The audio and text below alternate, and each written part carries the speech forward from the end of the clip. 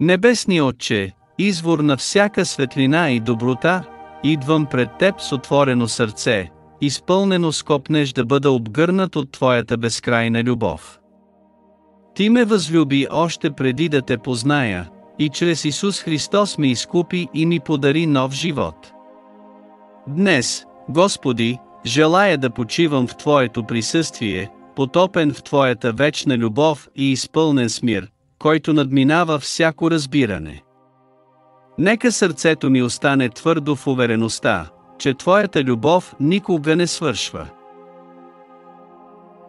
Скъпи Отче, нека Твоята любов се излее върху мен като река от жива вода, която очиства, обновява и изцелява душата ми.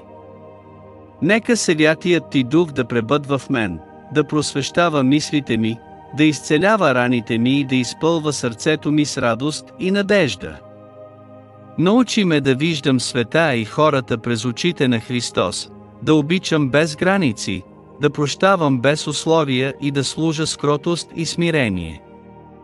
Нека животът ми бъде огледало на Твоята благодат и инструмент на Твоята любов в този свят.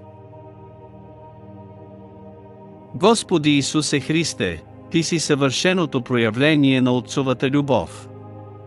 Ти понесе моите грехове и болки и простря ръцете си, за да прегърнеш цялото човечество.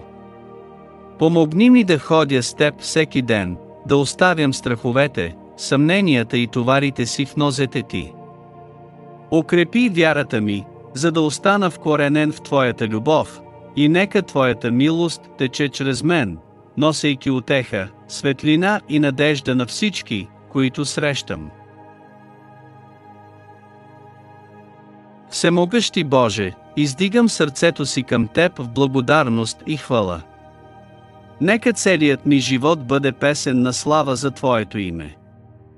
Използвай ме като проводник на Твоята любов, в моето семейство, в църквата и навсякъде, където ме изпратиш. Благодаря Ти, Господи, за Твоята вечна любов, която никога не свършва и от която нищо не може да ни отдели. В Твоето присъствие намирам сила, мир и истинска радост. На Теб да бъде славата, честта и хвалата, сега и завинаги. Амин.